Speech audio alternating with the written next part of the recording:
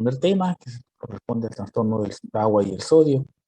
Ustedes recordarán por fisiología que siempre estos dos componentes del cuerpo, de nuestro sistema, van a estar siempre relacionados y así vamos a verlo ahora. Vamos a estudiar, pues, revisar un rápido equilibrio del agua. Todo equilibrio en nuestro organismo va a depender siempre de una ingesta y de una excreción. En el caso del agua, esto va a depender de nuestra ingesta voluntaria de agua y la excreción renal por intermedio de la orina.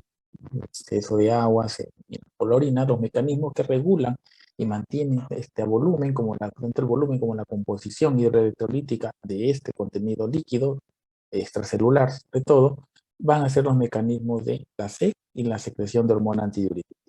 Lo vamos a ir viendo después con importancia que uno de ellos. Y esto va a estar relacionado por intermedio, se va a llevar este control de la SEC y de la secreción de hormona antidiurética por intermedio de algunos parámetros conocidos como osmolaridad plasmática y el volumen circulante efectivo, ¿no? En la SEC, cuando se altera la osmolaridad, va a ser estimulada, aumenta sobre todo, cuando aumenta la osmolaridad, la SEC va a incrementarse, y por ende se va a querer como ingerir más agua, y ello va a hacer que se corrija esa osmolaridad aumentada. La osmolaridad diurética también, con el incremento de la osmolaridad, aumenta la secreción, se aumenta la secreción, liberación de la hormona antidiurética, y esta a nivel tubular reabsorbe más agua, y con ello corrige el incremento de la osmolaridad. En algunos mediadores por los cuales detectan estos cambios de osmolaridad, hormoreceptores para ambos, a nivel hipotalámico, y aparte para la hormona antidiurética también hay receptores de volumen, es decir, si hay una depresión de volumen, una hipovolemia, la hormona antidiurética va también a ser un estímulo para incrementar su secreción o su estimulación de los túbulos renales y aumentando la absorción de agua. En la respuesta final de cada uno de ellos, en el DC, pues va a ser la ingesta de agua. Si estamos cerca, proveemos de agua, aumentamos la ingesta de agua y corregimos, satisfacemos la C, y con ello cesa el incremento de la osmolaridad. La reabsorción renal de agua es la respuesta neta de la secreción de hormona antidiurética. Sus alteraciones van a estar relacionadas mucho con los trastornos también de sodio, entre principales causas que representan. El líquido en nuestro cuerpo está distribuido en tres compartimentos muy conocidos por ustedes: el espacio intracelular, el extracelular, que a la vez lo dividimos entre intersticial e intravascular. Las cantidades de aguas, como ustedes recordarán, varían en relación al sexo de la persona. Si es varón, se dice que hasta un 60% del peso corporal corresponde a agua, y en la mujer hasta el 0.5 o 50%. Esto, de hecho, que va a ser mayor en cada uno de ellos independientemente del sexo, conforme a la edad. Los niños van a tener mayor contenido de su peso en agua. Esto va a estar regulado, el equilibrio entre estos espacios, llamemos tres espacios, dos extracelulares y uno intercelular, van a estar regulados por diversos mecanismos que se integran en conjunto, mecanismos tanto controlados por el sistema nervioso central, el sistema cardiovascular, renal, y mediados también por endo, para y sistemas autócrinos, ¿sí? Y una compleja red, una serie de interacciones que ocurren a nivel celular para equilibrar o controlar este mecanismos de regulación. El objetivo de todo ello es mantener constante la cantidad de agua y su distribución relativa entre estos tres compartimentos. Ese es el objetivo principal de todo ese control. Este esquema representa la distribución, cómo se hace la distribución de agua. En el esquema de la derecha superior vemos la representación de los espacios, ¿no? Dentro de la célula, el intracelular representado por el interior intracelular de un eritrocito, una célula sanguínea, El extracelular representado por el intravascular y por el intersticial propio, extravascular, extracelular. Las cantidades de agua en un paciente, por ejemplo, en este ejemplo que hago de 70 kilos, varón, 0.6 es el agua corporal total, el líquido intracelular representa el mayor porcentaje de agua, en las 2/3 partes, y el extracelular representa la tercera parte. De esa tercera parte, 1/4 representa al intravascular y los otros 3/4 al intersticial, es decir, la mayor proporción de agua está en el intersticial y menor proporción de agua en el intravascular. Esta distribución de estos espacios se mantiene gracias a las fuerzas osmóticas, que son el principal determinante de esta distribución de agua en distintos espacios, y para ellos se, debe conocer algunas propiedades que usan estos para mantener esa distribución del agua, conocidos como la osmolalidad, por ejemplo, que representa el número total de partículas osmóticamente activas por kilo de agua. La osmolaridad es igual el número total de partículas osmóticamente activas por litro de solución, independientemente de agua o no, o moléculas de agua o no. Aquí una diferencia importante, la osmolaridad, ya que esta osmolaridad es una medida del movimiento de agua a través de las membranas semipermeables. Esta osmolaridad efectiva es que permite estimar la hidratación celular. Si bien es una medida del líquido extracelular, pero representa la tonicidad que va a permitir que la célula movilice o no movilice agua al espacio extracelular. Si esta osmolaridad aumenta, la célula lo que va a hacer es movilizar agua desde el espacio intracelular al extracelular para diluir esa concentración aumentada, por lo cual está aumentada la osmolaridad y por ende va a deshidratarse la célula. Si por el contrario disminuye la osmolaridad, es decir, aumenta el agua en correlación al soluto, la célula se va a hiperhidratar porque el agua se va a movilizar desde el extracelular al intracelular. Este es el ejemplo, lo vamos a ver en estos 3 pasos. Vemos el extracelular, es el contenido del tubo. Interiormente se encuentra una célula donde si hay una solución isotónica, una osmolaridad dentro de parámetros normales, va a haber movilización en ambos sentidos, por lo tanto no va a alterarse la, eh, la integridad de la célula. Si por el contrario la osmolaridad del agua que se encuentra, el líquido que rodea la célula, es menor, es decir, en menos solutos que agua, va a movilizar agua al interior de la célula y la célula se va a sobrehidratar. Lo contrario, si la osmolaridad está aumentada alrededor de la célula va a movilizar agua desde dentro de la célula hacia afuera, hacia el extracelular, y por ende se va a deshidratar y drenar. Esto sucede con las células cuando la osmolaridad del sodio, la concentración de sodio, que es la que determina principalmente la osmolaridad plasmática efectiva, va a ocurrir con las células nerviosas y la expresión clínica va a depender de esa representación. Hipotónica cuando hay hiponatremia, hipertónica cuando hay hipernatremia. Igual la distribución de los distintos electrolitos, es decir, la composición de los líquidos corporales, va a haber una diferencia en cationes y aniones tanto en el intra como el extracelular, siendo el sodio el principal catión extracelular y el potasio el principal catión intracelular. Entonces, esto van a tener importancia en el mantenimiento de la osmolaridad, como vemos las fórmulas que están representadas en los cuadros inferiores, cómo se mide la osmolaridad. Generalmente es solo el sodio el que tomamos en cuenta, pero pueden tomar importancia la glucosa y el boom de sustancias nitrogenadas en sangre cuando estas son en mayor cantidad, incrementan los casos de hiperglicemia, los casos de uremias, pueden incrementarse y allí juega un rol importante en la modificación de la osmolaridad. Igual la osmolaridad efectiva, que puede asociarse a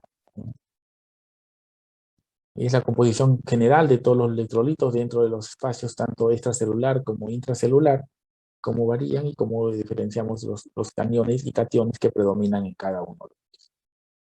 La regulación renal es importante en el estudio de todos los electrolitos y de los que vamos a ver a continuación, ya que dependiendo de la respuesta renal para regular la excreción de acuerdo a las necesidades y demandas del líquido extracelular, vamos a reconocer algunas etiologías que puedan estar asociadas a las enfermedades o a las causas que lleven a estas alteraciones hidroelectrolíticas. En el caso del agua y el sodio, vamos a ver cómo los túbulos renales van reabsorbiendo, como lo hacen con casi todo lo que se filtra, a nivel proximal, también lo hacen con el sodio, cloro, y bueno, no representa este esquema al potasio, pero también a nivel de los túbulos contorneados distales, vamos a observar un grupo de células importantes en la regulación final del equilibrio de excreción de sodio, potasio, para que al final regulen la cantidad de sodio que requiere el organismo recuperar y el resto se va a lograr equilibrar. La regulación osmolar, como mencionamos aquí, la secreción de hormona antidiurética, cómo se rehace su regulación de acuerdo a los cambios en la osmolaridad sérica. Si es que esta aumenta la osmolaridad, vamos a estimular la SEC, 1 a 2% de incremento de la unidad plasmática. Esto va a estimular los centros controlador de la SEC y al aumentar la ingesta de agua va a regular el volumen de agua del extracelular. Y a la vez, la secreción de hormona antidiurética también, su incremento de osmolaridad estimula la mayor liberación de hormona antidiurética, reabsorbe más agua a nivel túbulo renal y hace que se incremente el volumen de agua y con ello diluya el soluto. Debemos hacer el balance en todos nuestros pacientes que tengamos hospitalizados con patologías para tratar de llevar un control de estabilidad en el medio interno y evitar complicaciones como que ocurren muchas veces en los pacientes hospitalizados. Es así como se pueden presentar diversas alteraciones en el metabolismo del agua y sodio. Vamos a observar que en relación a la alteración de volumen de agua, vamos a observar estados de déficit, de deshidratación, con toda la clínica de deshidratación que ustedes conocen. Cuando hay un exceso de agua, hablamos de edemas, con la expresión de edemas periféricos, simétricos, sistémicos, generales, líquidos en terceros espacios, anasarca y toda la evolución clínica de alteraciones de la concentración de estos metabolitos del agua en electrolitos en relación al agua, principalmente el sodio. Sus concentraciones de sodio toman importancia porque son determinantes para la osmolalidad. La osmolalidad efectiva es la que determina la tonicidad de un líquido, la capacidad para difundir a los espacios a través de la membrana celular. Vamos a hablar de hiponatremia cuando la concentración de sodio disminuye, hipernatremia cuando esta aumenta, y de composición, vamos a hablar de las cantidades, concentraciones en sí de estos electrolitos en plasma, con repercusión clínica ya no en la movilización del líquido, sino en actividades específicas neuromusculares principalmente. Vamos a hablar aquí, en esta clase, de 3, el potasio, calcio y el fósforo. Cuando hablamos de la alteración del metabolismo del sodio, hablamos de las alteraciones en el líquido extracelular. Hablamos del volumen del líquido extracelular. Cuando hablamos de sodio total, hablaremos de las cantidades de sodio. La expresión de las cantidades de sodio en el organismo se relacionan con las alteraciones del volumen del sodio. Puede haber pérdida de sodio que va a representarse como pérdida de volumen. El déficit de exceso de sodio se va a representar como exceso de volumen. Es así que cuando hay un exceso de sodio, hablaremos de edemas con el mecanismo compensatorio, que es la hipertensión, o déficit de sodio, hablaremos de hipotensión con el mecanismo compensatorio clínicamente taquicardia. Cuando hablamos de concentraciones de sodio en el extracelular, hablaremos de la medida de la osmolalidad, y esta medida de la osmolalidad refleja la tonicidad. Si la concentración de sodio se altera, van a influir sobre el volumen del líquido extracelular. Lo que vimos representado en esas pruebas, ese ejemplo, ese esquema de los 3 tubos de sal. Si disminuye la concentración de sodio, hablaremos de hiponatremia, y la repercusión en las células va a hacer que se va a edematizar. Si hablamos de concentración aumentada de sodio, hablaremos de hipernatremia, y la respuesta va a ser a nivel células, a nivel intracelular, células deshidratadas. Algunas imágenes que representan estos distintos estados de retención de líquidos y déficit de líquido. Hablaremos entonces de las alteraciones del sodio. Hemos dicho entonces que la cantidad total de sodio va a ser una representación del volumen de sodio. Cuando encontramos un sodio dentro de estos valores de 135 a 145 miliequivalentes, o sus milicuentes por litros, o sus equivalencias en milimoles, vamos a decir que está dentro de una anatremia normal. Pero si sospechamos una un descenso, una disminución, una alteración, un aumento de fuera de los rangos de estos valores, vamos a tener que evaluar 3 parámetros importantes para ver cómo está realmente la cantidad total de sodio en relación a la concentración de sodio. Es decir, valoramos clínicamente la cantidad de sodio y para ello valoramos la volemia. Es decir, poco volumen, deshidratado, mucho volumen, sobrehidratado. O normovolémico, normohidratado. Y también valoramos la composición química de la concentración de sodio, es decir, la osmolalidad. ¿Cómo está la osmolalidad del sodio?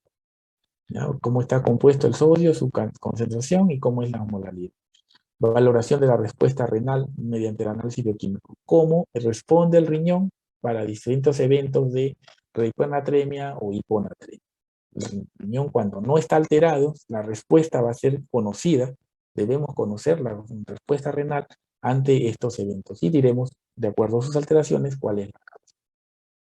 Distintos cambios que ocurren cuando hay un cambio proporcional de sodio y agua, tanto en el intracelular como el extracelular. Cuando hay un cambio proporcional de agua, hay una expresión de pérdida, por ejemplo, de sodio y agua igual, el extracelular va a depletarse, pero sin cambios en el intracelular. Igual cuando hay un aumento de sodio y agua, aumenta el sodio y agua, aumenta el extracelular, pero no cambia el intracelular, no hay cambio de osmolalidad.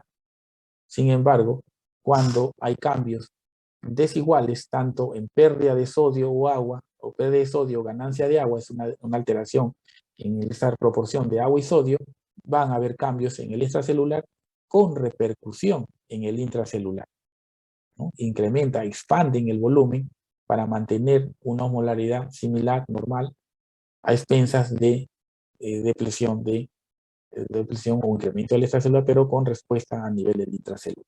Igual en el lado en sentido contrario, ¿no? Un aumento de más ganancia de agua que sodio, va a haber una disminución de la osmolaridad plasmática.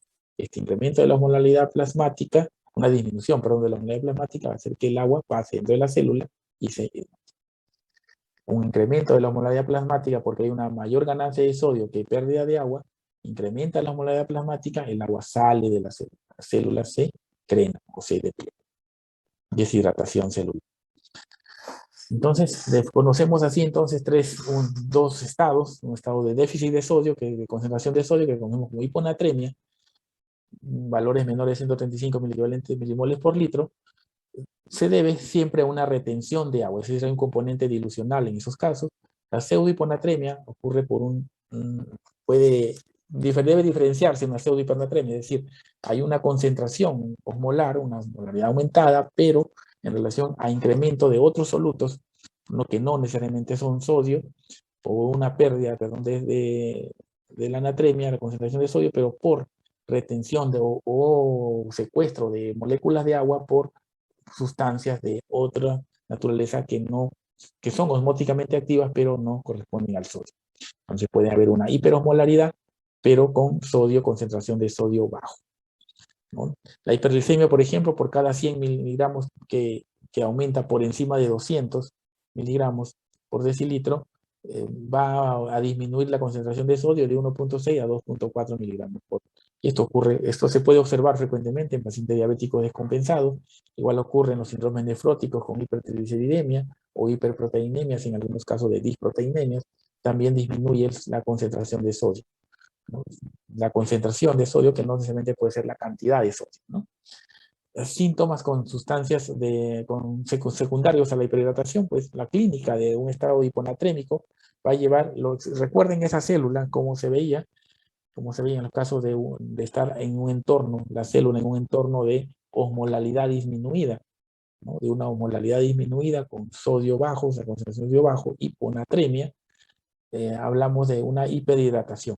Esto va a ocurrir en una hiponatremia verdadera. Esto vamos a verlo luego en la clasificación, pero vamos a ver que esto ocurre porque hay una hiponatremia hipoosmolar. Mayor concentración de agua mayor cantidad de agua con relación a solutos, el agua va a pasar dentro de la célula. Esta va a depender, toda clínica en trastornos del sodio va a depender de la instauración, más de 48 horas, aguda, más de 48 horas crónica, y también de los niveles de de descenso de la natremia. Menos de 125 se llama grave, se puede considerar grave. Lo crónico va a observarse frecuentemente en adultos mayores con síntomas menores, no síntomas de no gravedad. En cambio, en los síntomas agudos y mayor gravedad, podemos encontrar pacientes hasta llegar al estado de coma por distintos niveles de presentación de la hiponatremia, grados de gravedad que pueden llegar hasta las convulsiones, estupor o coma, y otros síntomas del sistema nervioso central, muy inespecíficos, generalmente en pacientes crónicos, musculoesqueléticos, trastornos musculoesqueléticos, desde calambres hasta por caídas frecuentes, pueden ser fracturas, otros, anorexia, náuseas y vómitos. Todos representados más por trastornos musculares, neurológicos. El diagnóstico de trastorno de hiponatremia después de la clínica neurológica puede presentar el estado agudo o crónico. Vamos a diferenciarlos en los estados midiendo, como mencionamos, ¿no? Debemos evaluar el estado hiponatrémico. Si tienen alguna pregunta, les sugeriría levantar la mano porque no estoy atento al chat si es que están escribiendo. Pero hay una compañera o algún compañero que ha respondido, ha escrito por una pregunta. A ver, hago el alto, pero les menciono, a ver. Sí, Claudia, adelante. Hola, ¿me escucha? Puede hacer Doctor, la pregunta. sí, doctor, disculpe una pregunta. Al tener síntomas, al hablar de hiponatremia, ¿los síntomas no se deben manifestar aún más complicados cuando el paciente está en un estadio crónico? Porque ahí mencionó que o sea, más bien cuando un paciente está en un estado agudo es donde más se manifiestan los síntomas. Pero al ser crónico, ya un paciente no debe, ¿cómo explicar? Producir más síntomas o Más grave. aumentarse, O sea, agravarse, perdón. Ajá. tu pregunta es si siendo crónico se esperaría que sea más grave o siendo agudo se esperaría que sea menos Claro, o sea, grave. A eso siendo se crónico, refiere. no se esperaría más sintomatología Mm, crónica, ¿no? Más que la aguda, o sea, más manifestaciones sintomatologías en un estadio crónico que agudo. Si hablamos de más sintomatología, es posible que sí. Lo que va a hacer es menos grave. ¿Por qué?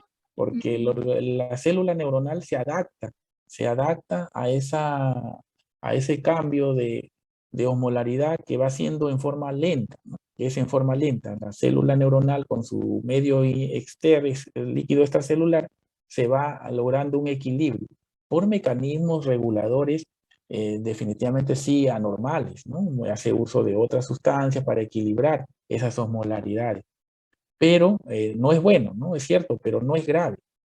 ¿Por qué digo no es grave? Por la necesidad de corrección. Si uno corrige, trata de corregir muy rápido una hiponatremia crónica, es decir, ocurrida en más de 48 horas, puede llevar a alterar esa adaptación que ya está logrando la célula neuronal y llevarla a las complicaciones neurológicas también más graves, como la desmielonisis continua, ¿no?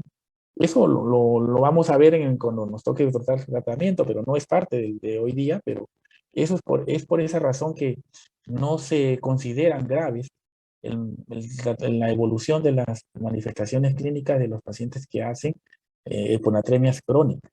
Y muchas veces tendría que buscarse la causa y corregirse en lugar de corregir, reponer solo. Con lo que sí debería hacerse en los casos agudos y sobre todo si aparte de ser agudo es grave. Los crónicos definitivamente que cursan generalmente por hiponatremias entre leves a moderadas. No llegan a una gravedad de descenso, ¿no? Pueden presentar alteraciones neurológicas graves, eso no quiere decir que no, pero la reposición es la que no debe hacerse rápido. Ah, ya, Pero doctor. sí, hemos visto adultos mayores con miren, en mi experiencia, no es mucho tiempo, digamos, pero en mi experiencia, hasta 119 fue una hiponatremia en un adulto mayor que solo tenía una somnolencia. Mm, No había una mayor manifestación clínica. Y era crónico, ¿no? Porque se hospitalizado, se le vio frecuentemente y mantenía esa hiponatremia. ya, doctor, gracias. Ese es lo importante en ello, por la reposición, porque la célula neuronal encuentra una adaptación cuando esta ocurre en forma crónica y tolera mejor esa hiponatremia. Ya, doctor, gracias. No, a usted. Bueno, continuamos. Entonces decíamos que esta es la posición clínica que se puede observar, las manifestaciones.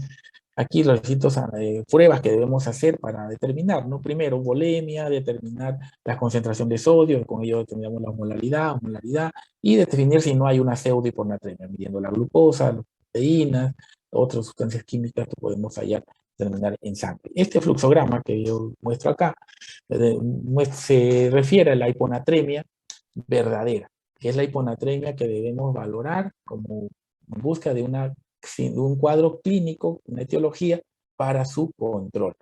Es una hiponatremia donde se ha demostrado concentración de sodio menor de 135 y osmolaridad disminuida. Hiponatremia y hiposmolar. Los síndromes hiponatrémicos y posmolares son considerados hiponatremias verdaderas.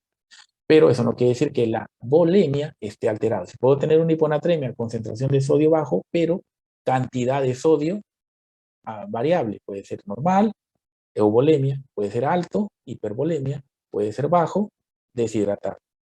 La cantidad de sodio es una medida y la concentración de sodio es otra. La cantidad de sodio la valoramos con la volemia. Eso recordar. Entonces, en este fluxograma nos indica, una vez medida la osmolaridad de orina, también vamos a diferenciar algunos estados de hipovolemia por polidixia, ¿no? Es obvio esperar una volemia, una hiponatremia, una dilución del sodio cuando hay una polidixia idiopática, una polidixia por un cuadro psiquiátrico, es esperable, ¿no? Para eso se mide la osmolaridad urinaria y en esos casos va a estar disminuida por ahí en exceso, así como hay un exceso en la toma de agua, también un exceso en la eliminación de agua y la osmolaridad urinaria va a ser baja. Pero en los casos de hiponatremia verdadera con hiposmolaridad, la osmolaridad urinaria va a ser aumentada, va a ser mayor, ¿no? Mayor de 100 milimoles por kilo. Que es una osmolaridad normal, se puede decir, pero está medida en más de 100 milimoles por kilo, la osmolaridad urinaria. Ante esos casos, vamos a diferenciar. Entonces, una hiponatremia verdadera con una osmolaridad urinaria más de 100 es la respuesta normal que debe esperarse en el riñón para preservar, digamos, el sodio, el agua, mantener la concentración molar dentro de parámetros esperados. Si es que está con un volumen extracelular normal, es decir, no hay edema volémico, sospecharemos siempre de una secreción inadecuada de hormona antidiurética, porque el riñón lo que va a hacer es, ante una hiponatremia, va a tratar de conservar el agua, es decir, va a tratar de, puede haber una alteración de la hormona antibiótica que sin alterar la función renal va a absorber más agua. Y eso justificaría o explicaría una hiponatremia con una excreción normal una concentración normal de sodio, pero con valores normales, valores alterados valores normales de la volemia, pero con expresión clínica de una mayor actividad de la hormona antidiurética. Y si está descendido o está aumentada el volumen extracelular, valoraremos las concentraciones de sodio en orina. Si este es mayor de 20 equivalentes por litro, aquí desde el riñón lo que tiene que hacer es proteger y perder menos sodio, porque está teniendo receptores que le están diciendo que hay que conservar el sodio porque está bajo. Está bajo el sodio porque la volemia está descendida.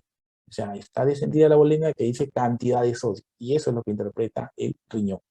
Entonces, pero yo puedo encontrar que esté alto, más de 20 equivalentes por litro. Entonces eso me debe explicar que el riñón está bien. Está enfermo el riñón, no está controlando bien. ¿Por qué está enfermo? Porque está actuando algunos diuréticos, porque hay un déficit de aldosterona, o porque hay un síndrome, una patología a nivel tubular renal, conocida como síndrome hipertensivo. Pero si eso está menor, está protegiendo el riñón, está perdiendo menos sodio, se debe a causas extrarrenales. No tiene que ver nada con el riñón. Vómitos, diarrea, quemaduras y todo. El volumen extracelular está elevado, está sobrehidratado. Puede estar el riñón normal o puede estar el riñón alterado. Si está alterado el riñón, lo más frecuente, si no puede excretar buen volumen de agua, es porque hay una insuficiencia renal. Valores mayores a 20 miligramos porque el riñón está actuando mal, en este caso por una insuficiencia renal. Se descarta edema y insuficiencia. Si el sodio está conservándose, se dice que el riñón puede tener otras condiciones que predisponen la retención de líquidos, la insuficiencia cardíaca, cirrosis hepática, síndrome nefrótico, ¿no? Porque el riñón está tratando de conservar adecuadamente. Entonces, de esa forma definimos las verdaderas causas de hiponatremia que requieren una corrección tanto de la etiología como de administración de sodio para corregir esta hiponatremia, independientemente de los estados. Hiponatremia, hiponatrémica, hiponatremia con estado hiposmolar. La causa más frecuente que se observa en casos de síndromes hiponatrémicos hiposmolares son la secreción inadecuada de hormona antidiurética. Estos son los criterios para definir secreción inadecuada de hormona antidiurética. Definir el estado hiposmolar, hiponatrémico, hiposmolar, con osmolaridad urinaria mayor de 100 milimoles por kilo.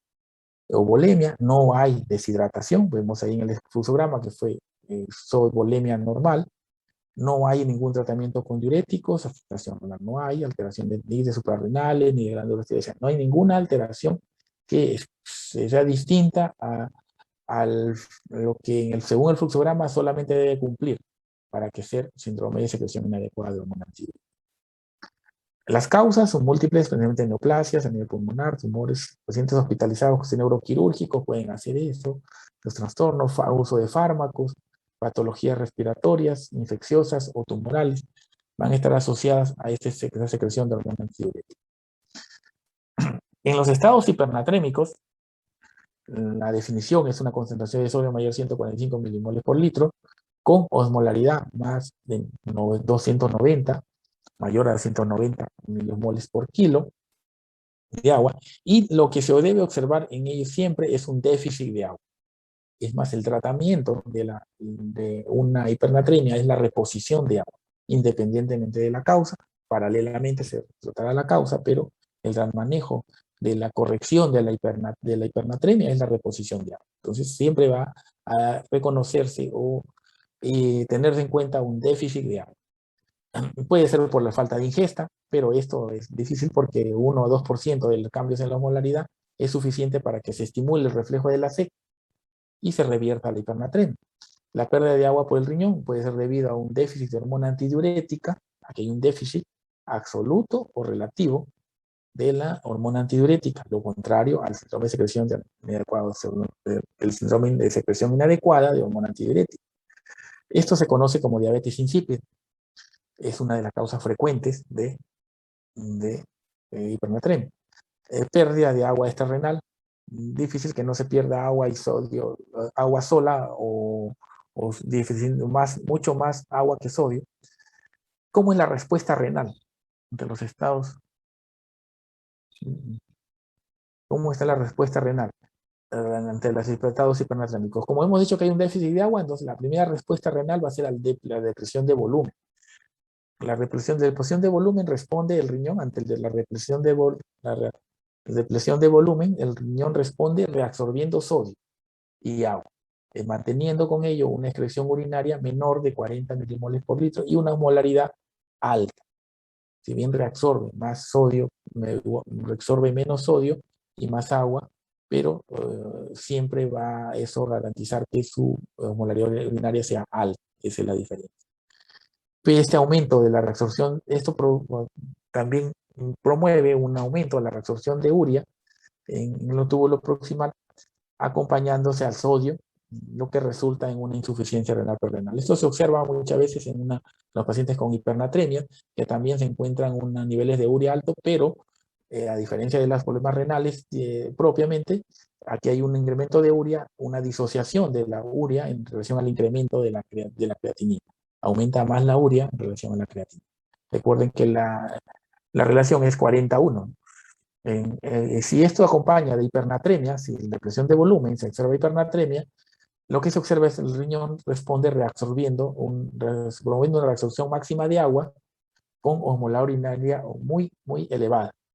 Esto es importante tenerlo en cuenta porque a diferencia de la secreción inadecuada de hormona antidiurética, que no es muy elevada la osmolaridad urinaria, En las otras etiologías de hipernatremia, sí, se va a incrementar muy, muy alta la osmolaridad urinaria, más de 700 o 1000 milosmoles por.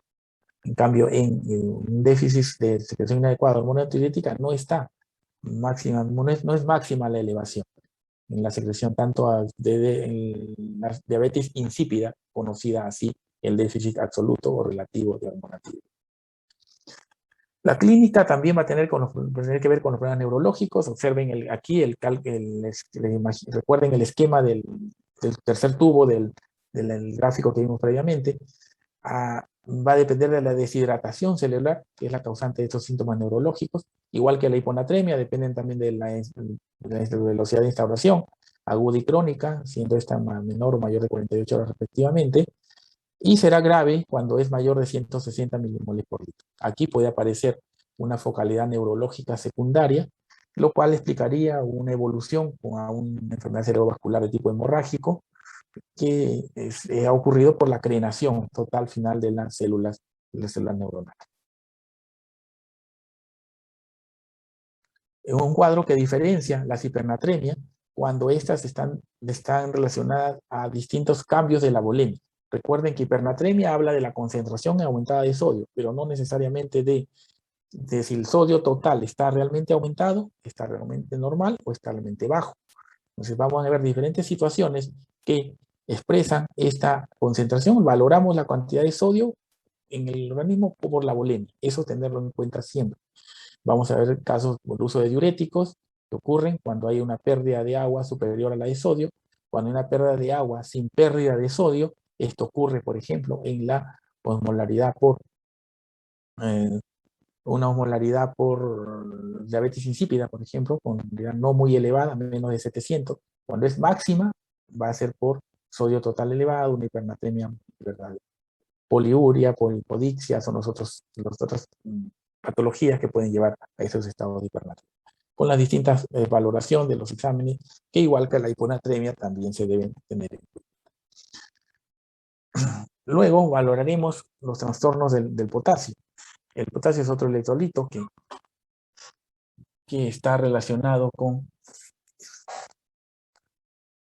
las manifestaciones del contenido de los distintos electrolitos que forman parte de este líquido extracelular. El potasio, pues en referencia de sodio, el potasio es el principal electrolito dentro del medio intracelular, y su balance está interrelacionado con el resto de todos los demás metabolismos hidroelectrolíticos, y el espacio extracelular se mantiene constante gracias a un transporte activo de la bomba sodio-potasio ATPasa, la que garantiza que las concentraciones de potasio dentro del límite fisiológico se mantenga entre 3.5 a 5 miliequivalentes por litro. Esa bomba de sodio-potasio ATPasa lo que hace es estimularse por distintos mecanismos fisiológicos para activarse y favorecer la entrada de potasio, 2 iones de potasio al interior de la célula, intercambiándolos con 3 sodios por un mecanismo de gradiente en contra de un gradiente incluso de concentración. Recuerden que el potasio está en mayor concentración a nivel del intracelular. La regulación renal en el mecanismo del metabolismo del potasio también es importante. Miren cómo a nivel tubular, de acuerdo con la cantidad total de potasio filtrado que llega al glomérulo y se filtra, todo se va reabsorbiendo y solo el 12% de todo ello, es decir, 92 mil equivalentes, son los que al final se excretan. Y esto principalmente por la regulación a nivel de un sistema tubular especializado, las células principales a nivel del túbulo contorneado distal y alguna parte superior del colector, van a actuar por acción de la aldosterona regulando el equilibrio controlando mediante esta acción de estas células tubulares, controlando la cantidad total final de sodio y de potasio que se debe excretar. Esto en comparación también con el sodio. En el estudio del sodio también hay alteración a nivel de la aldosterona que pueden afectar esta reabsorción de sodio y evitar producir alteraciones en sus concentraciones celulares. Entonces, este mecanismo que está presentado como el responsable de equilibrar el 4% de la secreción de potasio, sin embargo, es determinante, esa secreción de potasio es determinante para regular el equilibrio total del líquido del sodio en el extracelular. También hay que valorar la respuesta renal en distintos estados de hiponatria, hipopotasemia, hiperpotasemia, cómo debe estar, cómo debe ser el estado de la excreción renal en la hipo y la hiperpotasemia, en distintas muestras, muestra de orina aislada, muestra de orina 24 horas, valorando la excreción fraccionada de potasio en relación a la función renal, el gradiente transtubular de potasio. Esto mide, mediante esta fórmula, mide la importancia o la acción de la aldosterona, si está conservándose o no, para determinados niveles de potasio en sangre. Distintos datos que en el estudio de un paciente con o trastorno hipopotasémico o hiperpotasémico debe tenerse en cuenta. La clínica, a diferencia de los trastornos del sodio, en el trastorno del potasio van a relacionarse con el músculo cardíaco. Son estas alteraciones cardíacas las que determinan la gravedad de las manifestaciones de sus alteraciones, sea esta una hipopotasemia o una hiperpotasemia. Los efectos más graves son a nivel cardíaco, van a ocurrir en el enlentecimiento de la conducción, extrasístoles auriculares y ventriculares, bradicardia, arritmias ventriculares y paro cardíaco. Va a encontrarse en caso de hipocalemia, como vamos a ver luego, algunos cambios a nivel de los músculos periféricos, ¿no? Parálisis, calambres, otras manifestaciones, pero principalmente van a ser a nivel de músculo cardíaco. Y estas manifestaciones van a estar representadas, pueden observarse en un trazado electrocardiográfico. En la gráfica de la parte inferior vemos las diferencias en el caso de hipopotasemia, comparando un electrocardiograma normal en el trazado rojo con el trazado azul, que es la hipopotasemia. Mientras más grave sea la hipopotasemia, más frecuente observar la alteración del nivel de la onda T, que se deprime, y la aparición de una onda U, una onda tópica no regular, no alterada. Luego, continuando la onda T, se aprecia una depresión que representa la onda U patológica. Mientras más pronunciada sea la onda U, más grave es la hipopotasemia. En el estado de hiperpotasemia se observa lo contrario, algunos cambios que explicaremos en el desarrollo de esta alteración. Hablamos de hipopotasemia cuando tenemos valores de potasio por debajo de 3.5 miliequivalentes por litro. En pacientes hospitalizados pueden llegar a una incidencia hasta el 20%, y esto puede ser hasta 10 a 40% cuando se suma pacientes tratados con algunos diuréticos tipo tiazidas. Es más grave o más frecuente las manifestaciones clínicas cuando son inferiores a 2.5 miliequivalentes por litro. Estas reducciones en la concentración de potasio en sangre son solo orientativos al déficit total del potasio corporal, así como vimos en el trastorno del sodio, como la volemia son representativos de la cantidad total del sodio. Aquí podemos asumir que por cada disminución de un miliequivalente por debajo de 3.5 miliequivalentes, va a representar una pérdida del total de potasio entre 200 a 400 miliequivalentes. No siempre la reducción de la potasemia va a ser pérdida de potasio, ya que recuerden, cuando se altera o se estimula, se activa excesivamente la bomba sodio y potasio ATPasa, va a reabsorber, aumentar la reabsorción de potasio al intracelular, y esto va a depletar el intracelular. O sea, hay una mala distribución nada más de potasio. Eso hay que diferenciar. La clasificación puede ser leve, moderada o grave.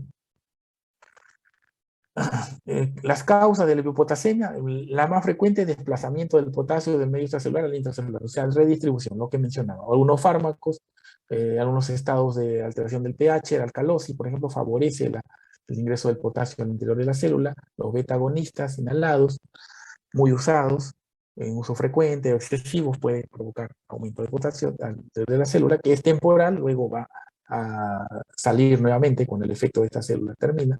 La insulina es un estado fisiológico, y en su estado fisiológico promueve el ingreso del potasio al interior de la célula junto con la glucosa y todo lo demás que se estimulan por la insulina, pero cuando se forma parte de un tratamiento y puede ser en dosis excesivas, puede contribuir a la aparición de hipopotasia.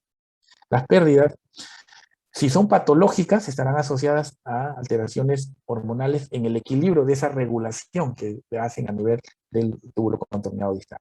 Estados de hiperaldosteronismo, van a favorecer la pérdida de potasio porque favorecen la reabsorción de sodio. Favorecen la reabsorción de sodio y por ello estimulan la producción de el intercambio con potasio. La expresión de potasio a nivel tubular no depende directamente de la aldosterona. Es su contraparte que de equilibrio para garantizar las cargas eléctricas, que al ingresar el sodio por la activación de los receptores sensibles a aldosterona, la excreción de sodio se da. La excreción de potasio, perdón, a nivel tubular, de luz tubular también se da. Pero el potasio se activa su transporte en la membrana basal. La membrana basal celular, el intersticio, los capilares peritubulares al interior de la célula, ese ingreso sí depende de la aldosterona. Las pérdidas digestivas por vómitos, diarreas, fístulas, por ileostomías, aspiración nasogástrica o abuso de relaxantes. Cutáneas, quemaduras extensas. Las quemaduras extensas representan la lisis de una célula y al estar expuestos ese potasio no va a estar dentro de la célula. Se pierde potasio en forma considerable y la cantidad de sodio de potasio en el líquido extracelular disminuye. Las úlceras, la sudoración profusa.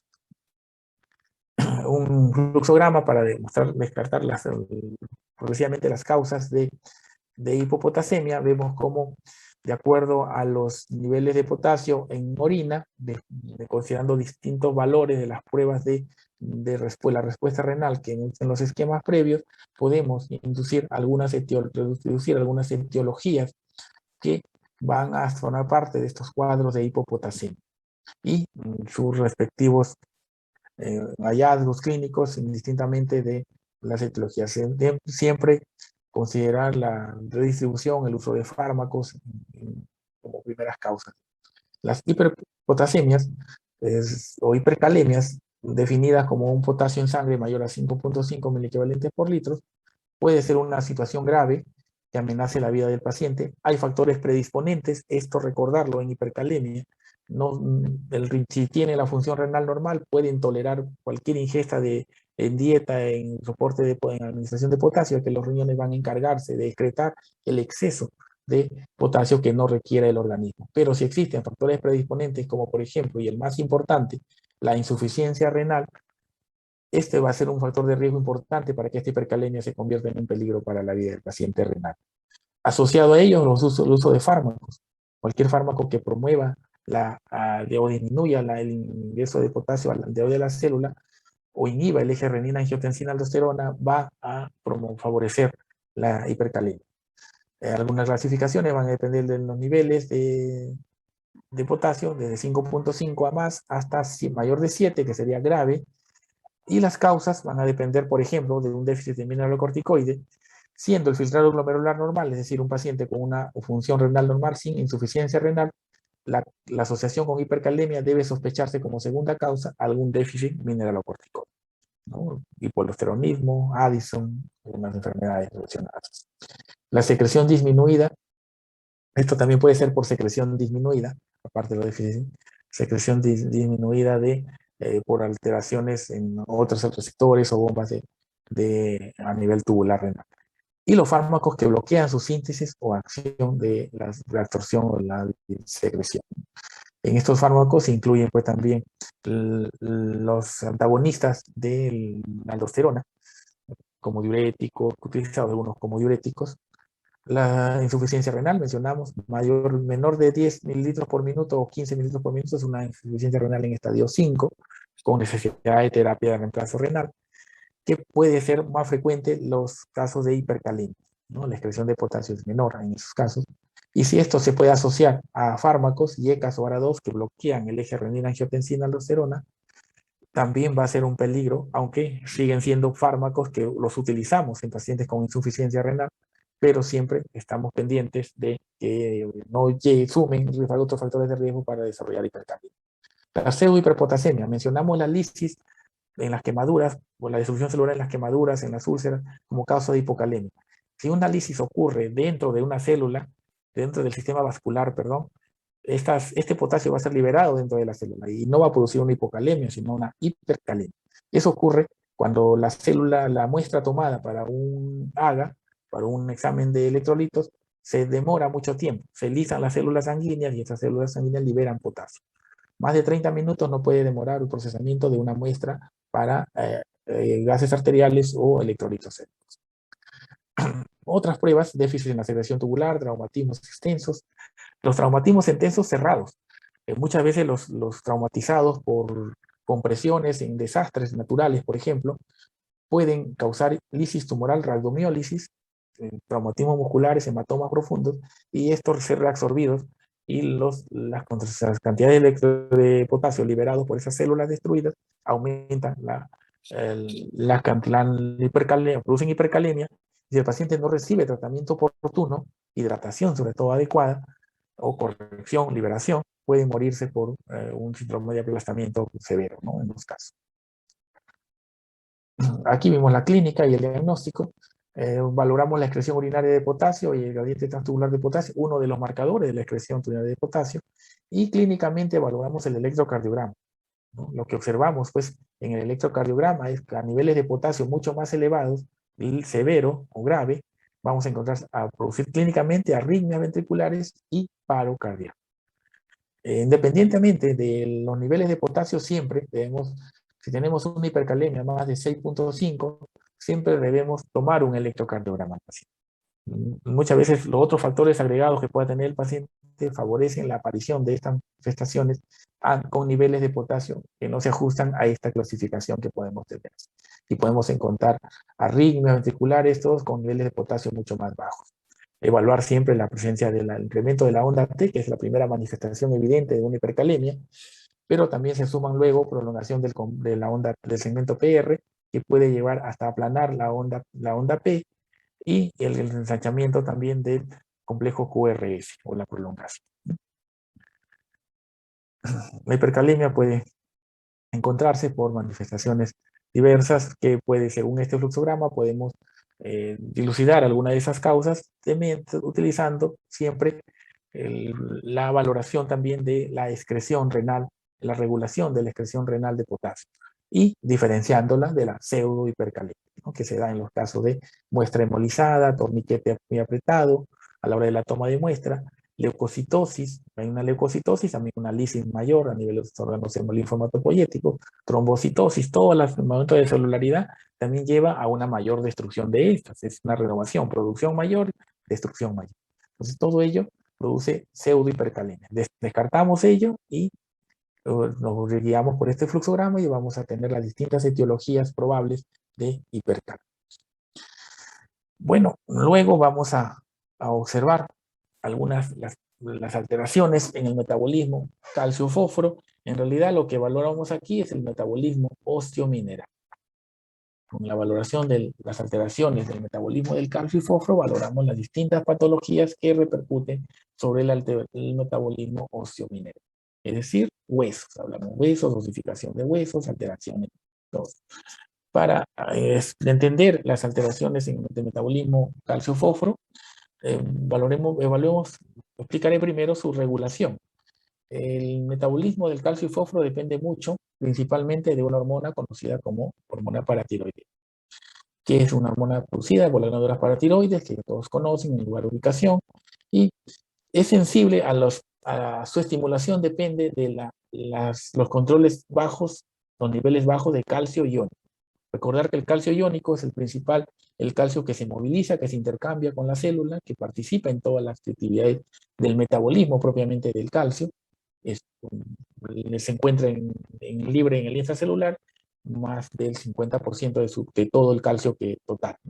Pero este calcio iónico disminuido es el estímulo para que se incremente la producción de hormona paratiroidea, y esta va a tener acciones principales a nivel de hueso y a nivel renal.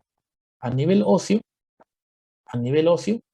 vamos a observar que lo que produce una mayor resorción ósea, liberando más calcio a nivel sanguíneo, su objetivo es aumentar las concentraciones de calcio en sangre. A nivel tubular renal va a estimular la resorción de calcio, la reabsorción de calcio a nivel tubular, aumentando con ello los niveles de calcio, y inhibe la reabsorción de fosfato, es decir, produce fosfaturia, porque al incrementar, porque este fósforo lo tiene que eliminar para que no se formen los complejos de calcio-fósforo a nivel sanguíneo. Estimula la producción de vitamina B2, vitamina D, es decir, la forma activa de la vitamina D, producida por completado su hidrólisis, su hidroxilación en el riñón, se libera, estimula la liberación, la circulación, producción, y la función de la vitamina D es estimular o aumentar la reabsorción de calcio a nivel intestinal. Todo ello con el objetivo de incrementar los niveles de calcio, pero también tiene acciones sobre el metabolismo del fósforo. Si bien aquí disminuye la reabsorción tubular de fósforo y permite su pérdida de fósforo, entonces cuando los niveles de fósforo están alterados, también tiene cierto grado de acción sobre los niveles de fósforo bajo van a reducir, disminuir indirectamente la conversión de vitamina D para aumentan, perdón, la conversión de vitamina D, incrementando con ello la reabsorción de fosfatos a nivel intestinal y la liberación de fosfato a nivel de huesos. Esa es la acción de la vitamina D. Independientemente de calcio, fósforo, la vitamina D tiene acciones con el metabolismo del calcio y en el metabolismo del fósforo. Principalmente metabolismo mineral, garantizando un buen recambio o remodelación a nivel del hueso, ¿no? El hueso es la reserva de calcio. Se dice que el 99% del calcio está en el hueso. Solo aproximadamente cerca al 1% está en el intracelular y solo el 0.1 al 0.2% de toda la cantidad de calcio está en el extracelular. De este porcentaje libre o como calcio iónico, un poco más de la mitad, como complejos de fosfatos cálcicos se encuentra un 10% y unido a proteínas un 1%. Las funciones del calcio pues intervienen en muchas reacciones enzimáticas, producen un importante efecto en los potenciales de membrana y excitabilidad neuronal, necesario para la contracción muscular, participa en la liberación de hormonas y neurotransmisores, determina la contractilidad cardíaca y la automaticidad a través de los canales lentos de calcio, esencial para la coagulación sanguínea, ¿no? El citrato de calcio es un complejo que forma parte de la homeostasia sanguínea. Las cifras normales van de 8.5 a 10.5, por menos de 8.5 más de 10.5, constituyen las famosas alteraciones del metabolismo del calcio. Esas alteraciones van a estar influenciadas por las acciones de la hormona paratiroidea, las acciones de la vitamina D, como vimos, la calcitonina es otra hormona también que tiene como acción principal inhibir la reabsorción ósea y disminuye el calcio. Esto es contrario a la acción de la hormona paratiroidea, se equilibran su producción se contrapone y se equilibran para mantener los niveles de calcio y fósforo. La proporción del calcio iónico puede variar, eso tenerlo en cuenta, principalmente en relación a la albúmina. Se dice que los estados bajos de albúmina pueden causar un descenso del calcio total, pero no necesariamente del calcio iónico, ya que este calcio iónico puede incrementarse inclusive si es que no hay otros complejos que se agrupen al calcio, puede verse incrementado. Lo que hace es el calcio unido a albúmina es el que disminuye. Por eso es siempre importante medir el calcio total y el calcio iónico. Los niveles de fosfatemia reducen el calcio iónico, ya que al haber más fósforo, se va a quelar o se va a unir al calcio y por ende formar más complejos de calcio, fosfatos de calcio. Los cambios en el pH también, la alcalosis aumenta la unión del calcio a la albúmina, y esto va a disminuir más el calcio iónico. La acidosis, al contrario, disminuye la asociación del calcio a la albúmina y aumenta por ende el calcio iónico o en la asociación a otros complejos. En relación a la variación del pH, sobre todo su descenso, puede calcularse cuál es la calcemia verdadera, considerando esta fórmula donde se puede multiplicar la calcemia actual por un producto de 1 menos 0.53 por la diferencia de pH en relación al nivel de acidez o acidosis metabólica que tenga el paciente. Podemos determinar el verdadero valor del calcio como un calcio corregido para la calcemia, como también lo hay un calcio corregido para la hipocalcemia.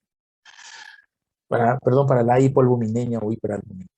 El calcio, la hipocalcemia se define como un calcio menor de 8.9 miligramos, 8 miligramos por decilitro, un calcio iónico que va en estos valores. Debe medirse el calcio iónico, no calcularse por un 50% todo, porque si hay niveles de albúmina alterada o al pH alterado, ese cálculo no puede ser errado, ¿no? Hay que medir el calcio iónico.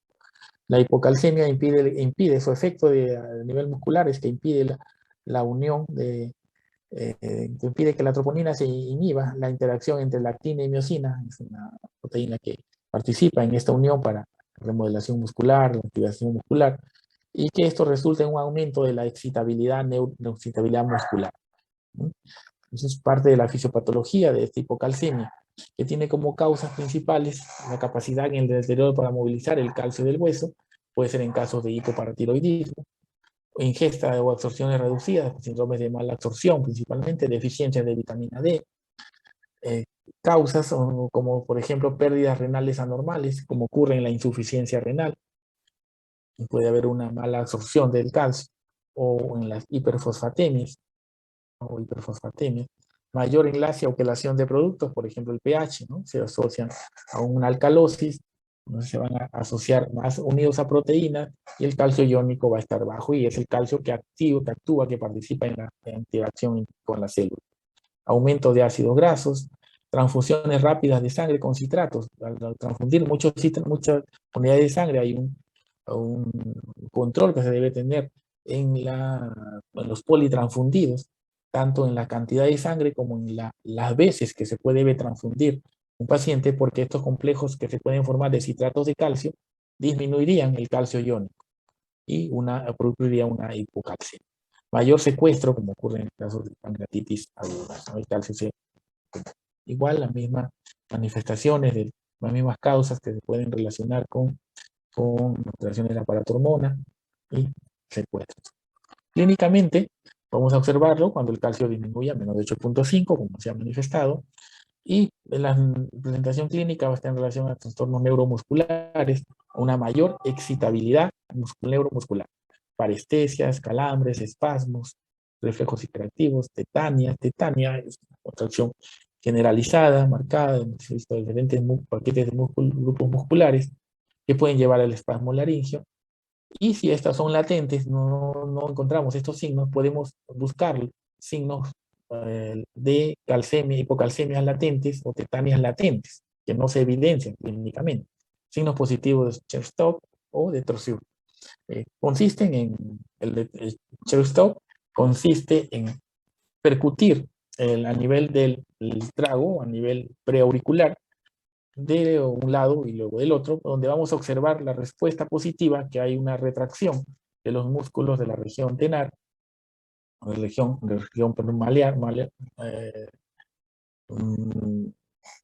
la región de la mejilla, vamos a observar la retracción de esos músculos y que el labio, la comisura labial, lo van a movilizar hacia el mismo lado donde uno ha percutido.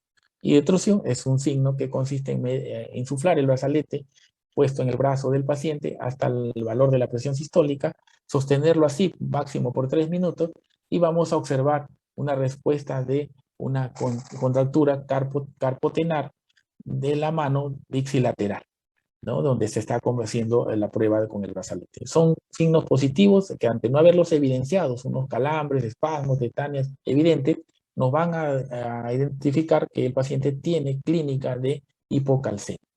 Manifestaciones cardiovasculares como hipotensión, signos de insuficiencia cardíaca, insensibilidad a fármacos que actúan, que hay unos mecanismos aquí, algunos fármacos se utilizan para las complicaciones cardíacas, prolongación del intervalo QT, que predispone a arritmias ventriculares, manifestaciones cardíacas importantes que pueden poner en peligro la vida del paciente, manifestaciones esqueléticas, deficiencia crónica, osteomalacia, dolor óseo, deformidades y fracturas que pueden observar. Siempre podemos dar hasta convulsiones en los pacientes con hipocalcemia, paciente con hipocalcemia o con convulsiones en una emergencia donde no refiere a historia clínica de síndrome epiléptico, debe descartarse un trastorno de hipocalcemia y medir inmediatamente los niveles de calcio con reposiciones adecuadas.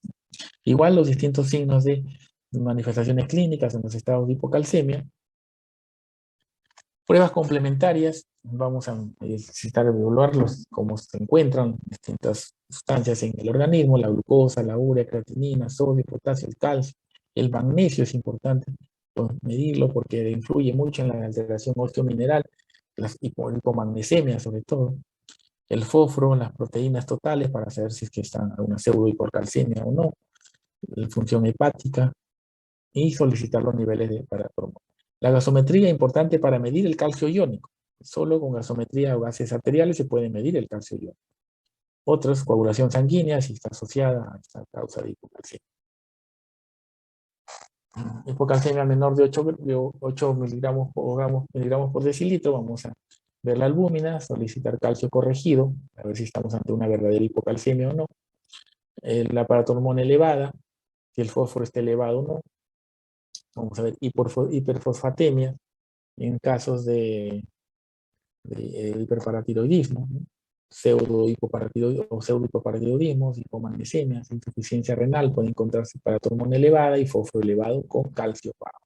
Es frecuente encontrar esa asociación de calcio bajo con fósforo elevado y paratormona, conforme evoluciona. El fósforo bajo, hiperparatiroidismo secundario, un déficit de vitamina D. Cuando la paratormona está disminuida, miremos que hay un hipoparatiroidismo, por lo tanto el fósforo pues, va a estar elevado por todos los mecanismos reguladores de la excreción de fósforo, están abolidos. Los fármacos, muchos fármacos pueden funcionar todo ello, tenerlos en cuenta, la mayoría de fármacos en relación a patologías de trastornos electrolíticos. Y otros cuadros de metástasis osteoblásticas, radiomiólisis, generalmente las metástasis por trastornos en relación al calcio van a producir lo contrario, ¿no? Hipercalcemia, pero puede ocurrir en algunos casos. Infiltraciones donde secuestren el calcio y pueden, al contrario, disminuir las concentraciones de calcio. Hipercalcemia, un calcio mayor a 10.5 miligramos por decilitro. Igual corregir el calcio de acuerdo a la albúmina, ya que puede darse el caso que exista una hiperalbuminemia con mayor adhesión del calcio a la albúmina y se encuentra un calcio total elevado, pero el calcio iónico puede estar libre, que es el que repercute en la actividad clínica de las funciones celulares, y esto va a ser más, puede cursar más con calcio bajo que con hipercalcemia verdadera. Por eso, el calcio corregido ante un caso de albúmina aumentada, por cada gramo de albúmina que se eleva las proteínas por encima de 4 gramos, debemos disminuir 0.8 miligramos al calcio de la calcemia que hemos encontrado, ¿no? Que eso sería el calcio corregido para los casos de albúmina elevada. Las causas de la hipercalcemia, es importante lo que refiero inicialmente en estas primeras líneas. El 90% de todas las hipercalcemias se debe buscar como etiología alteraciones como hiperparatiroidismo y neoplasias malignas. Neoplasias metastásicas o de neoplasias primarias van a estar consideradas como patologías que producen hipercalcemia. Hormonales, hiperparatiroidismo, primario o secundario, síndromes de neoplasias endócrinas múltiples. La enfermedad renal crónica también puede cursar con hipercalcemia, enfermedades granulomatosas, fármacos y otras patologías. Igual, no hay más causas de etiologías como un resumen. Clínicamente hay una capacidad deteriorada, puede haber una capacidad disminuida para concentrar la orina, con exposición de los riñones a una mayor concentración de calcio, y esto puede lograr precipitaciones, sobre todo generar una poliuria, polidixia, dolores en los flancos por precipitación de sustancias lípticas, signos de insuficiencia renal aguda y crónica, signos de cálculos renales, porque la precipitación de estos calcios y estos complejos, manifestaciones gastrointestinales, anorexia, náuseas, vómitos, estreñimiento, a manifestaciones neuromusculares, excitabilidad neuromuscular. Vemos síntomas muy similares, la alteración de la unión del sinapsis neuromuscular se va a ver afectada tanto por hipocalcemia como por hipercalcemia. manifestaciones esqueléticas, manifestaciones del sistema nervioso central, estupor, coma, manifestaciones cardiovasculares, el comportamiento del intervalo QT, una prolongación, otra aquí un alargamiento, pero igual son manifestaciones cardíacas que pueden llevar a complicaciones más serias o graves desde el punto de vista cardiológico. Las manifestaciones cardiológicas, renales, neuropsiquiátricas, digestivas. El diagnóstico lo definimos como leve, moderada o severa. Mientras más severa sea la hipercalcemia, mayor riesgo de parada cardíaca y también parada neuromuscular, estado de coma. La analítica, muy diversas, la gasometría arterial, no olvidar, los niveles de paratormona, las radiografías de tórax, sobre todo buscando síntomas de metástasis en el pulmonar, que son la analítica básica de glucosa, urea, potasio, los niveles de proteínas para descartar para determinar el calcio corregido. Otro metabolito implicado en el metabolismo óseo mineral es el fósforo. De ellos, vamos a observar su distribución, que también se encuentra principalmente en el hueso, en menor porcentaje que el que se encuentra, el calcio se encuentra en este hueso, pero forma parte importante del hueso, el otro porcentaje de menor en el líquido extracelular y un muy reducido en el extracelular. Es un ion divalente y el mayor anión intracelular. Las funciones del fósforo, papel primordial en la formación del hueso, es regulador importante de la actividad enzimática, de la síntesis y degradación de proteínas, de los sistemas de mensajeros celulares, el ADN, RNA, RNA forman parte del metabolito final en donde utilizan mucho el fósforo. El metabolismo energético, parte del ATP, el adenosín trifosfato, y un componente esencial de esta enzima, adenosín 3-difosfoglicerato, sobre todo a nivel eritrocitario, cumple un papel importante en el metabolismo del eritrocito.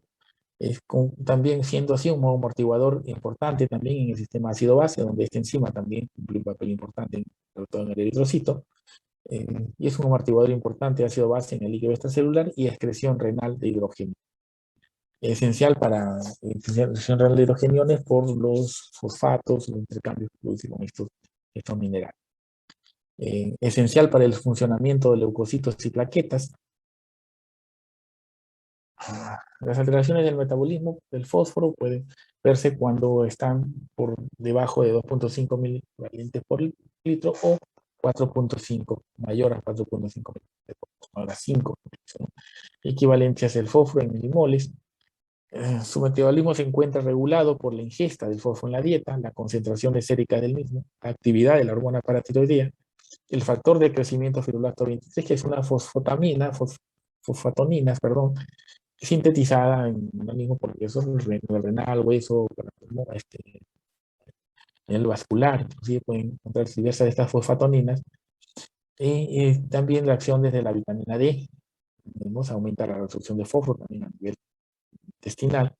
El umbral de reabsorción renal de fosfatos en el túbulo proximal, dependiendo de las concentraciones de fosfatos que se eliminen, es que es un determinante importante para la concentración de fosfato sérico, es decir, la excreción renal, la reabsorción final que se produce a nivel renal, inhibida por la hormona paratiroidea, como vimos en el esquema inicial, puede verse aumentado o favorecido cuando los niveles de paratormona son bajos.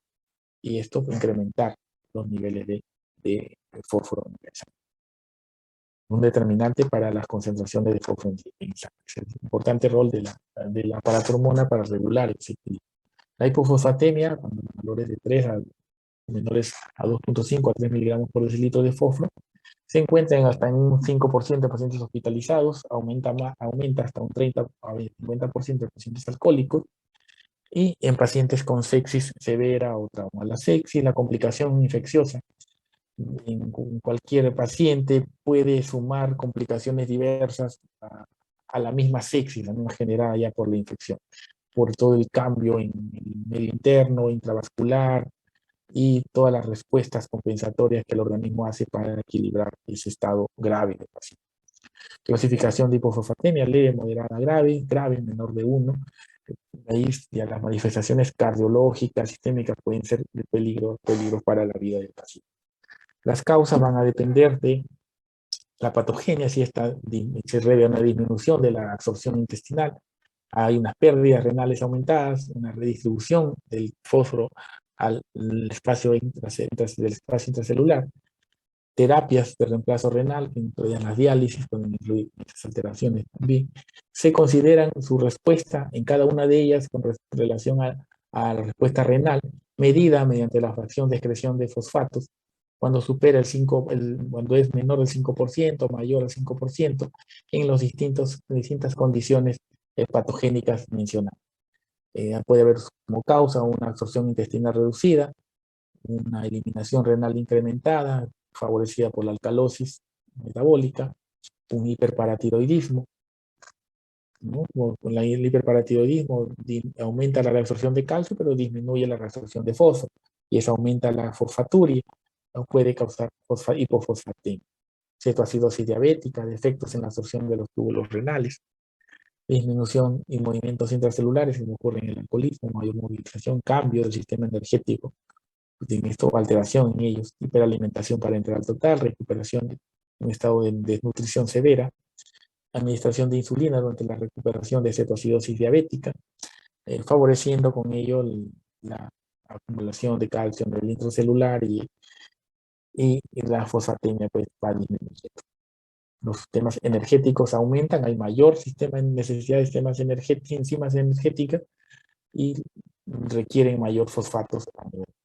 La clínica va a ser evidente con mayor importancia cuando supere o baje de 1 miligramo por decilitro, como consecuencia de un descenso del ATP y del 2,3-difosfilglicerato intracelular. Importante, estos dos componentes dependientes de fosfatos, importantes para el metabolismo intracelular, que ocasionan un defecto a nivel del metabolismo energético celular. Y fisiopatológicamente, esta va a ser el mecanismo de daño celular para las manifestaciones clínicas diversas que produce el paciente, en el paciente.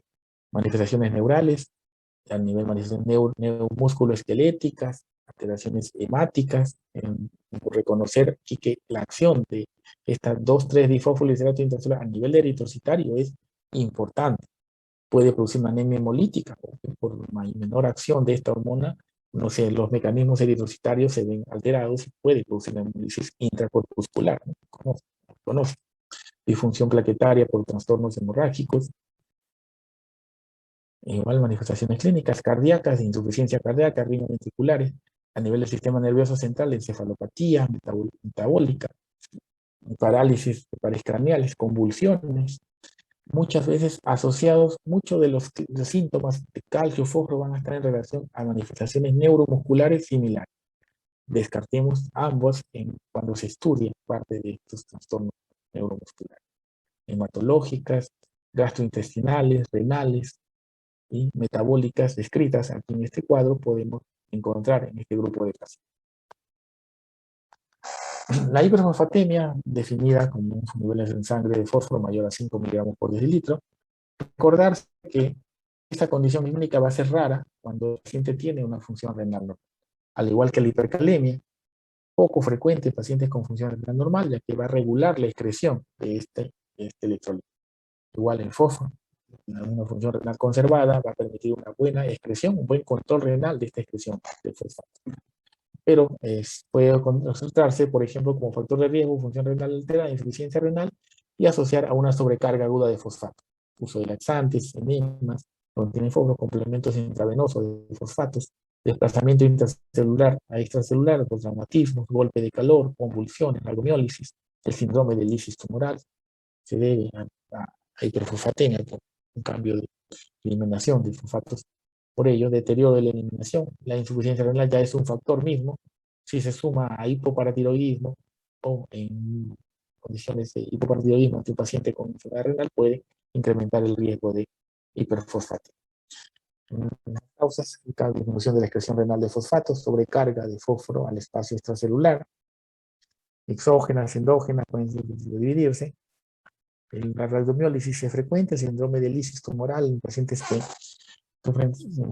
inician una quimioterapia por neoplasia sanguínea principalmente, pueden causar esta liberación de calcio de las células hacia el exterior y condicionar un síndrome de lisis tumoral que se acompaña de hipercalemia, hiperfosfatemia, hipocalcemia. Un síndrome de lisis tumoral. Y con ello, y pueden llevar, si un paciente no tiene insuficiencia renal, llevarlo a una insuficiencia renal aguda por depósitos de estos cristales a nivel renal, con de afectación pues grave y muchas veces requerimiento de terapia de reemplazo renal para eliminar todo eso. Redistribución del espacio extracelular, pseudo-hiperfosfatemia, son las situaciones que interfieren con la medición del fósforo y elevan su cifra. Ocurre en la hiperglobulinemia, como es en el mieloma múltiple, que es la causa más común de hiperfosforemia. Hiperlipidemias, en hemólisis y en hiperbilirubinemias se pueden observar pseudo-hiperfosfatemias. Clínicamente, manifestaciones neuromusculares, disminución recíproca del calcio sérico, generalmente una hipocalcemia va a hacer que disminuya el calcio sérico, el calcio iónico, lo hablamos así, porque se va a formar más complejos de fosfatos cálcicos, ¿no? El grupo, ese porcentaje que formaba el 10% del calcio unido a estos complejos, pues va a aumentar mucho más. Y es un calcio que no participa en las funciones celulares, ¿no? Parestesias, tetania, manifestaciones cardiovasculares, hipotensión, arritmias. En el caso de insuficiencia renal puede producir una hiperpotasemia crónica que da lugar a una hiperparatiroidismo, una hiperfosfatemia que produce un hiperparatiroidismo secundario. Es lo que se observa en el paciente con insuficiencia renal.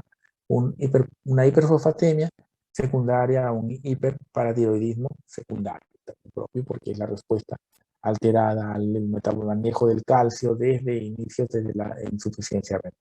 Los problemas cardíacos son frecuentes y esto se suma mucho a los pacientes con insuficiencia renal, lo cual incrementa el riesgo de morbilidad y mortalidad como causas cardíacas en este grupo de pacientes. Sistema nervioso central, ansiedad, irritabilidad, neuromusculares, calambres, anemia, nivel gastrointestinal, náuseas, vómitos, insuficiencia renal. Si es que no la tiene ya, puede precipitar, producir cálculos o decretar más, alterar la reabsorción tubular de otras sustancias, ¿sí? Y deteriorar progresivamente la función renal. Puede producir papiledema, observamos en algunos reversible cuando se soluciona, se corrigen estos cuadros de alteraciones del hiperfosfato. Bueno, hasta aquí, querido, pues culminamos con ello la presentación de los temas. Si hubiera alguna pregunta o comentario, ¿me escuchan? Sí, doctor, sí se le escucha.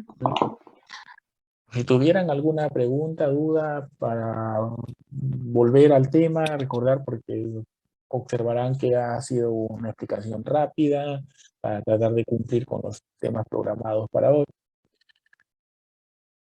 Y si hubiera alguna pregunta, yo voy a compartir con su delegada la presentación y esperando que ella comparta con ustedes y puedan revisar más y de repente comparar con las revisiones que ustedes pueden haber hecho y en algún momento alguna pregunta también pues estaremos gustos a responder.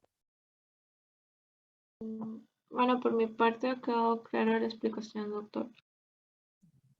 Bueno, a seguir pues estudiando respectivos temas. Esto es una parte de todo lo que se tiene que aprender dentro de la formación médica y recordar algunos puntos importantes, sobre todo en conocimiento de los trastornos electrolíticos, en el sodio y agua, siempre recordar que van asociados el sodio y agua y siempre la alteración de uno va a representar la alteración del otro y recordar las alteraciones que presentan cada una de estas manifestaciones o en los casos de hiponatremia, hipernatremia en relación a la bulimia.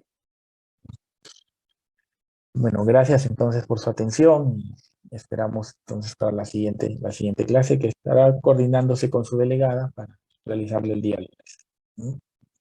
Gracias a todos. Gracias, doctor.